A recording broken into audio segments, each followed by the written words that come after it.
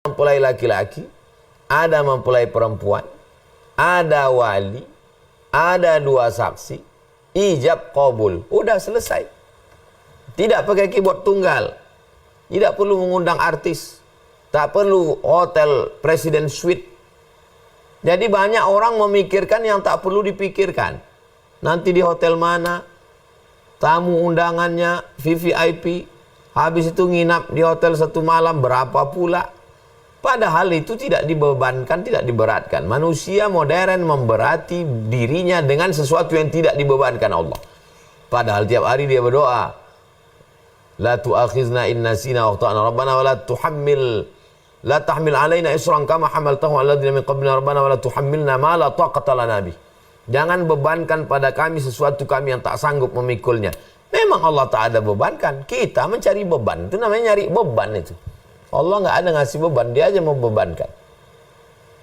Ada mempelai laki-laki, ada mempelai perempuan, ada wali setuju bapaknya, ada dua orang saksi yang adil, ada ijab qabul. Masalah maharnya, kata Nabi, iltamis walau khataman min hadidin. Carilah walaupun satu cincin dari besi. Kunikahkan engkau dengan anakku dengan mahar sebentuk cincin dari besi tunai. Cemana saksi? Sah, selesai. Selamat dari yang haram. Adapun walimahnya, aulim walau bisyatin. Buatlah kenduri. Buatlah walimah walau bisyatin, walaupun menyembelih seekor kambing.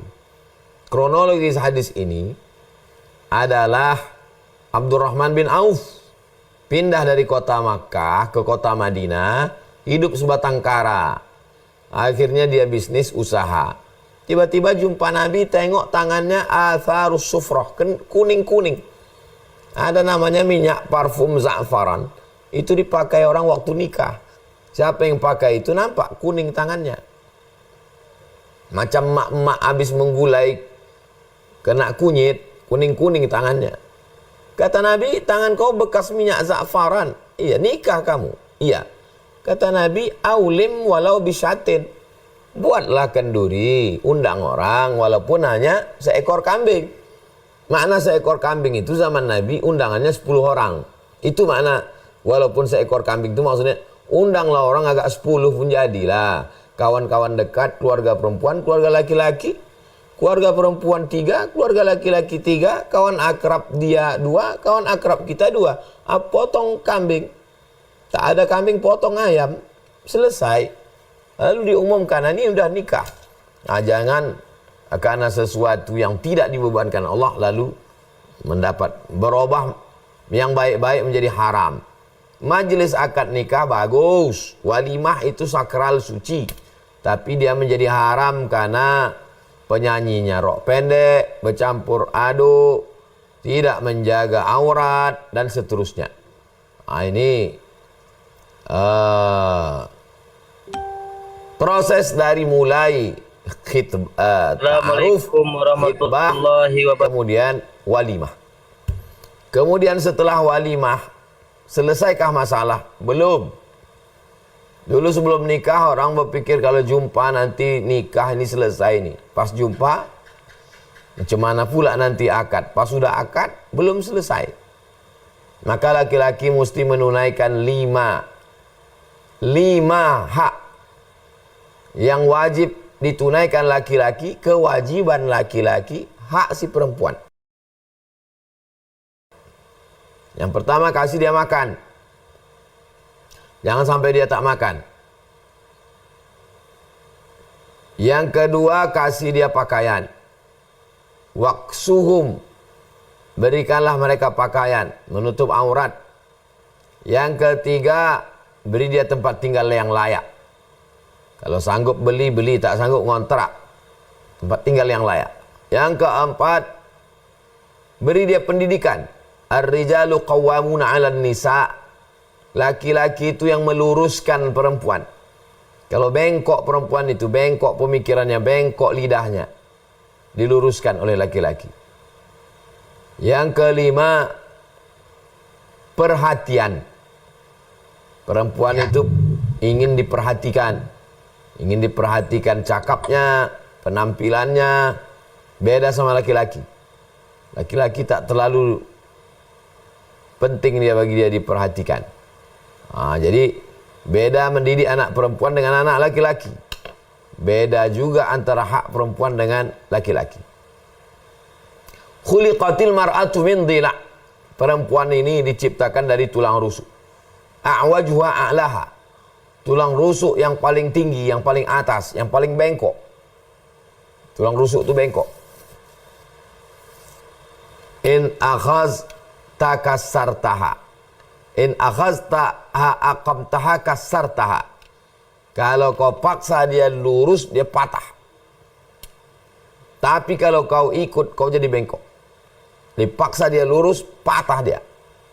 Kalau dipeturutkan bengkok kita. Berapa banyak laki-laki bengkok karena ikut perempuan bengkok. Tulang rusuk yang bengkok. Jadi pandai-pandailah. Macam main layang-layang. Angin bagus, ulur. Angin kurang bagus, tarik. Jangan tarik terus, nanti tak naik-naik dia.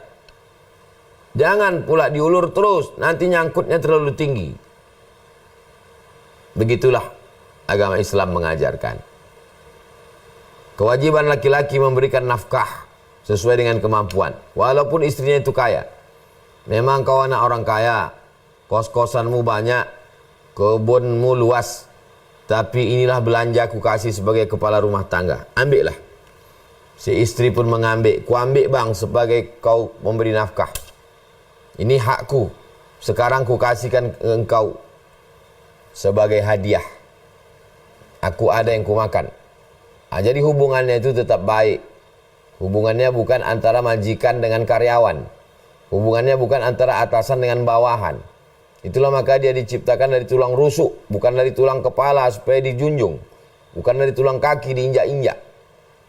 Tapi tulang rusuk yang menjaga laki-laki.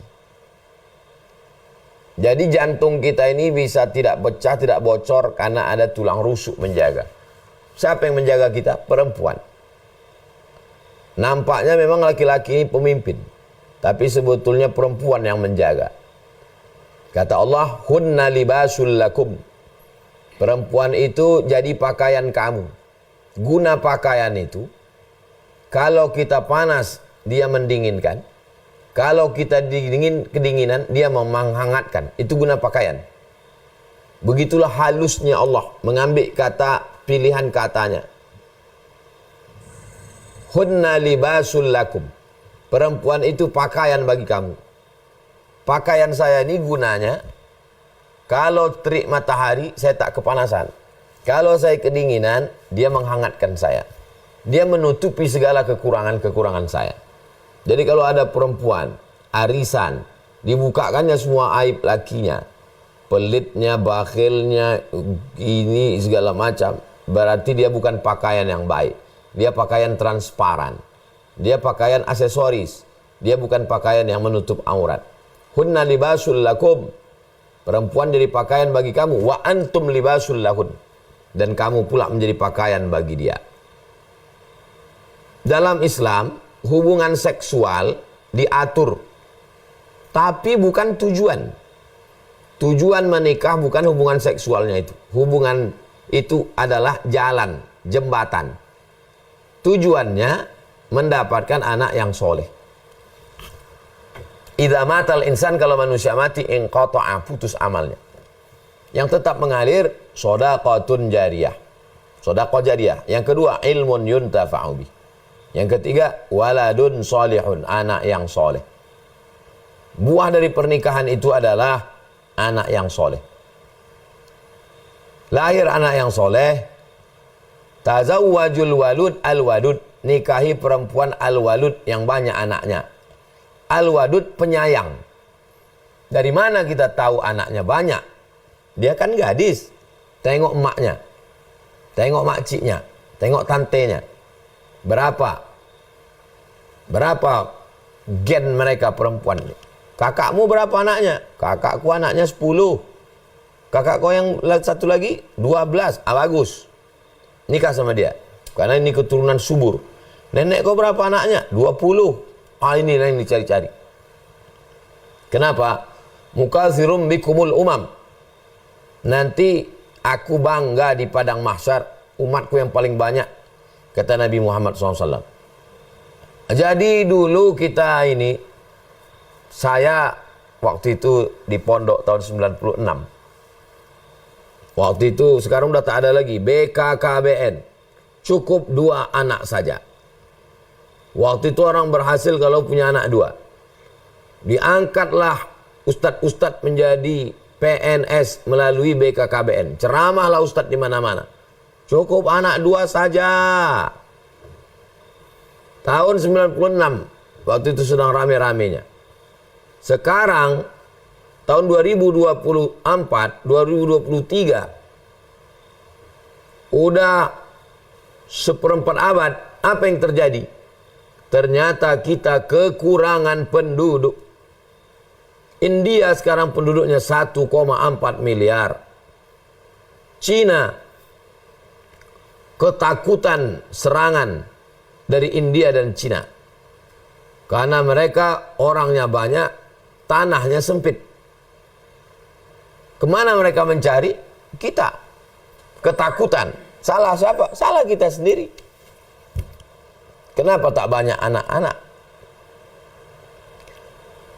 Wa ma min dabbatin fil ardi illa 'ala Allah rizquha. Segala yang melata di atas muka bumi ini sudah dijamin Allah rezekinya. Berapa banyak orang adik-beradik 10-10-nya berhasil. Adik-beradik 2 orang, dua-duanya error, dua-duanya kacau. Kalaulah teori, kalau 2 orang lebih makmur daripada 10, jauh berjalan banyak ditengok, lama hidup banyak dirasa. Saya sudah melihat, ada orang adik-beradik 10-10-nya kaya. Ada orang adik-beradik 2, dua-duanya susah. Jadi, banyak orang tak bertuhan. Solatnya sudah islami, tapi tak yakin dia rezeki itu datang dari Allah Subhanahu Wa Taala. Menikah, punya anak. Yang namanya manusia, rambut sama hitam, isi kepala macam-macam. Maka terjadi konflik, dikasih Allah Ta'ala 5 jurus. Yang pertama, wallati takhafuna nusyuzahunna. Kalau kamu khawatir dia nanti nusus, melawan durhaka, langkah pertama, fa'izuhunna, kasih dia nasihat. Tak mempan nasihat,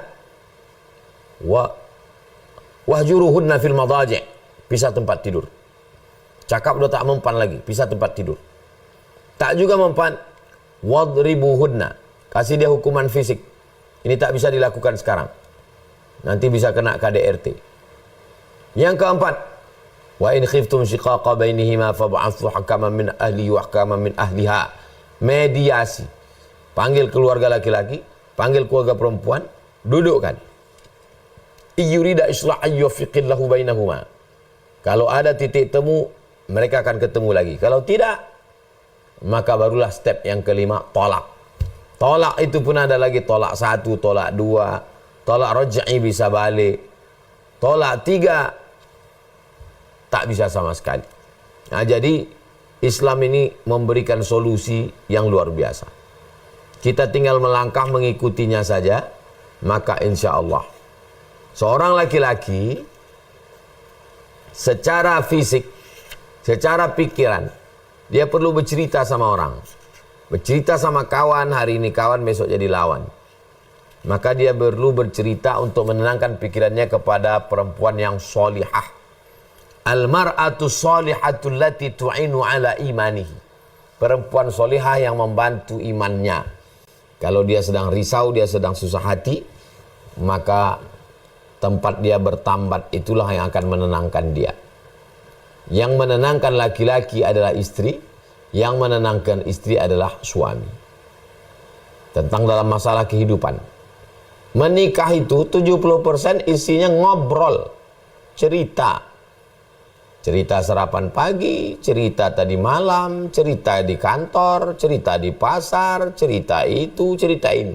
Jadi kalau orang sudah tidak cerita, berarti sudah hilang 70%. Yang lain-lain itu cerita, isinya cerita. Cerita tentang anak, cerita tentang makanan, cerita tentang macam-macam cerita. Tinggal lagi menentukan ceritanya ini positif atau negatif, menjatuhkan atau menaikkan harkat martabat. Jadi sekarang orang sudah tak cerita lagi. Gara-gara ada teman cerita yang lebih menarik, namanya Facebook, namanya grup WhatsApp. Akhirnya diam, tapi hatinya jauh. Nah, ini makhluk dua yang berbeda ini, wa ja'ala bainakum mawaddatan wa rahmah. Ada dua yang mengikatnya. Pertama mawaddah, fisik. Lebih ganteng, lebih putih, lebih mancung, lebih tinggi, lebih kaya. Fisik. Yang kedua warahmah, rahmah non fisik. Lebih sayang, lebih sabar, lebih qanaah, lebih zuhud, lebih mengayomi, lebih melindungi, lebih menasihati. Mawaddah itu melihat kelebihan. Sedangkan rahmah menutupi kekurangan. Wa ja'ala bainakum mawaddatan wa rahmah. Dijadikannya perekatnya antara kamu makhluk yang berbeda, beda suku, beda kampung, beda tampilan, beda selera, sama-sama telur ayam. Yang satu telur ayam mata sapi, yang satu dadar. Nah, ini sampai begitulah perbedaan manusia ini, tapi dia bisa bersama karena ada tujuan yang sama. Tujuan ingin mendapatkan ketenangan, baiti jannati, rumahku surgaku. Tujuan ingin mendapatkan anak yang soleh dan solihah, dididik di sekolah, akan kasih makan, sampai akhirnya anak itu diambil orang. Itu kan luar biasa itu. Dikandungkan 9 bulan 10 hari, disusukan 2 tahun, disekolahkan sampai tamat, udah wisuda, dikasihkan ke orang. Manusia luar biasa. Kenapa dia mau? Karena Allah yang menyuruh, karena ada pahala yang dijanjikan, mendapatkan amal jariah yang tak putus sampai kematian. Sebagaimana biasa, kita biasanya sampai 20-40 sebagai pengantar dialog. Nampaknya itulah pengantar dialog kita malam ini. Sekarang sudah 20.41. Saya kembalikan ke Bang Alvin Firdaus. Kita akan lanjutkan di tanya jawab. Terima kasih.